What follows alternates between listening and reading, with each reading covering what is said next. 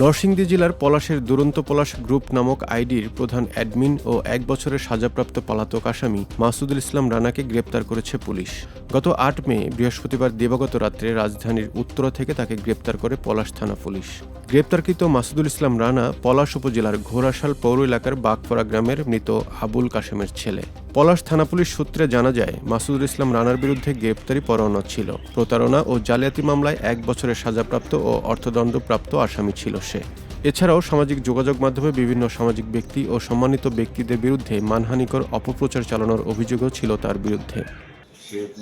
তার একটা মামলা হয়েছিল বিজ্ঞ আদালতে। আদালতের বিচারের শেষে তাকে ১ বছরের সাজা প্রদান করেছে এবং ১৩ লাখ টাকা জরিমানা করছে। সে একটা সাজা ওয়ারেন্ট আমার কাছে ছিল। সেই সুবাদে তাকে উত্তরা থেকে গ্রেপ্তার করে নিয়ে আসা হয়েছে এবং তাকে বিজ্ঞ আদালতে সোপর্দ করা হচ্ছে।